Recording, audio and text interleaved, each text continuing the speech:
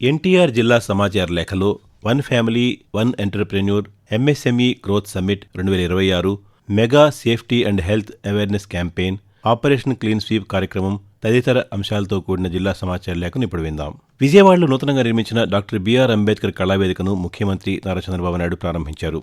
అదే వేదికపై 38 ఎంఎస్ఎంఈ పార్కులకు దృశ్య మాధ్యమ విధానంలో శంకుస్థాపన చేశారు. ఈ సందర్భంగా నిర్వహించిన one family one entrepreneur MSME growth summit 2026 సదస్సులో ముఖ్యమంత్రి మాట్లాడుతూ సూక్ష్మ, చిన్న, మధ్యతరహా పరిశ్రమల విస్తరణే రాష్ట్ర ఆర్థికాభివృద్ధికి ప్రధాన బలం అవుతుందని స్పష్టం చేశారు. రాష్ట్రంలోని ప్రతి నియోజకవర్గానికి పారిశ్రామిక వాతావరణాన్ని తీసుకువెళ్లే లక్ష్యంతో ప్రభుత్వం ముందుకు సాగుతోందని తెలిపారు. ఇప్పటికే తొలి 2 దశల్లో 100 పారిశ్రామిక పార్కులకు శంకుస్థాపన జరిగి కొన్ని కార్యకలాపాలు ప్రారంభమైనట్టు వెల్లడించారు. రాష్ట్రంలోని అన్ని మున్సిపాలిటీలను వ్యర్థాల రహిత పట్టణాలకు తీర్చిదిద్దేందుకు ప్రభుత్వం కృషి చేస్తోందని పురపాలక పట్టణాభివృద్ధి శాఖ మంత్రి నారాయణ తెలిపారు.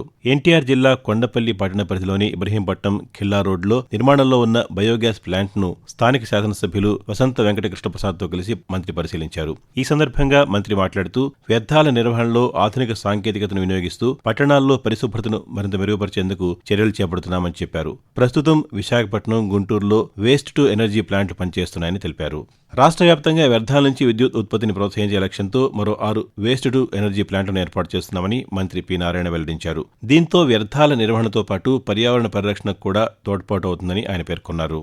ఎన్టీఆర్ జిల్లాలో నీటి వనరుల సంరక్షణ, సుస్థిర జల వ్యవస్థ నిర్మాణం, భూగర్భ జలాల పెంపు, పర్యావరణ సమతౌల్యం లక్ష్యంగా చేపడుతున్న జలధార జలహారతి కార్యక్రమం విజయవంతంగా అమలవుతోందని జిల్లా కలెక్టర్ డాక్టర్ జి లక్ష్మీశ తెలిపారు. ఇబ్రహీంపట్నం మండలం మూలపాడు జోడుచింతల చెరువులో జరుగుతున్న జలధార జలహారతి పనులను కలెక్టర్ లక్ష్మీశ సంబంధిత అధికారులతో కలిసి పరిశీలించారు. ఈ సందర్భంగా కలెక్టర్ మాట్లాడుతూ జిల్లా వ్యాప్తంగా గుర్తించిన 445 చెరువుల అభివృద్ధికి ప్రత్యేక ప్రణాళిక సిద్ధం చేసి దశల వారీగా పనులు చేపడుతున్నామని చెప్పారు. జిల్లాలో జలధార కార్యక్రమం కింద ఉపాధి హామీ పథకం అనుసంధానంతో 87 కోట్ల రూపాయల వ్యయంతో 1300 పనులను గుర్తించినట్టు చెప్పారు. ఈ పనులు వేగంగా ముందుకు సాగుతున్నాయని వివరించారు. ప్రజల భాగస్వామ్యంతో ఆపరేషన్ క్లీన్ స్వీప్ కార్యక్రమం విజయవంతంగా కొనసాగుతోందని విజయవాడ నగరపాలక సంస్థ కమిషనర్ ధ్యానచంద్ర తెలిపారు. నగరంలోని Suryaraopeta, Governorpet, Bhavanipuram, Swathi theatre centre, HP colony ప్రాంతాల్లో ఆయన పర్యటించి పారిశుధ్య నిర్వహణను పరిశీలించారు. భవానీపురంలో నిర్వహించిన ఆపరేషన్ క్లీన్ స్వీప్ కార్యక్రమంలో పాల్గొన్న కమిషనర్ నగర పరిశుభ్రతకు ప్రజలు అందిస్తున్న సహకారం అభినందనీయమని పేర్కొన్నారు. నగరాన్ని మరింత పరిశుభ్రంగా ఉంచేందుకు ప్రతి ఒక్కరూ తమ వంతు బాధ్యతను నిర్వర్తించాలని పిలుపునిచ్చారు. పారిశుధ్య కార్మికులపై పని భారాన్ని తగ్గించేలా ప్రజలు స్వచ్ఛందంగా ముందుకు రావడం సంతోషకరమని ధ్యానచంద్ర తెలిపారు. నగర పరిశుభ్రత, పారిశుద్ధ్య నిర్వహణకు నగరపాలక సంస్థ నిరంతరం కృషి చేస్తోందని ఆయన చెప్పారు. ప్రయాణికుల భద్రత, అత్యవసర పరిస్థితుల నిర్వహణలో సిబ్బంది సామర్థ్యాలను మరింత మెరుగుపరిచే లక్ష్యంతో దక్షిణ మధ్య రైల్వే విజయవాడ డివిజన్ ఆధ్వర్యంలో mega safety and health awareness campaign నిర్వహించారు. మే 7వ తేదీ నుంచి 21వ తేదీ వరకు 2 వారాల పాటు సాగిన ఈ కార్యక్రమాన్ని విజయవాడ డివిజన్ పరిధిలోని 19 ప్రధాన రైల్వే స్టేషన్లలో నిర్వహించారు. వేసవి తీవ్రత, పెరుగుతున్న ప్రయాణికుల రద్దీ నేపథ్యంలో అత్యవసర పరిస్థితులను సమర్థంగా ఎదుర్కొనేందుకు ఫ్రంట్ లైన్ సిబ్బందికి ప్రత్యేక శిక్షణ అందించినట్టు రైల్వే అధికారులు తెలిపారు. క్యాంపెయిన్లో భాగంగా అగ్ని ప్రమాదాల నివారణ, ఫైర్ ఎక్స్టింగ్విషర్ల వినియోగం, అగ్ని ప్రమాద సమయంలో తీసుకోవాల్సిన చర్యలపై ప్రత్యక్ష ప్రదర్శనలు నిర్వహించారు. అలాగే స్టేషన్లలో ప్రయాణికుల రద్దీ నియంత్రణ, గుండెపోటు వంటి అత్యవసర పరిస్థితుల్లో ప్రాణాలను కాపాడే సిపిఆర్ విధానం, గొంతులో ఆహారం ఇరుక్కున్నప్పుడు అనుసరించాల్సిన చోక్ రిలీఫ్ పద్ధతులు, ప్రాథమిక ఆరోగ్య అవగాహన అంశాలపై శిక్షణ ఇచ్చారు. ఎన్టీఆర్ జిల్లాలో ఓటర్ల జాబితా ప్రత్యేక సమగ్ర సవరణ ప్రక్రియను విజయవంతంగా నిర్వహించేందుకు పటిష్ట ఏర్పాట్లు చేస్తున్నట్టు జిల్లా కలెక్టర్ లక్ష్మీశ తెలిపారు.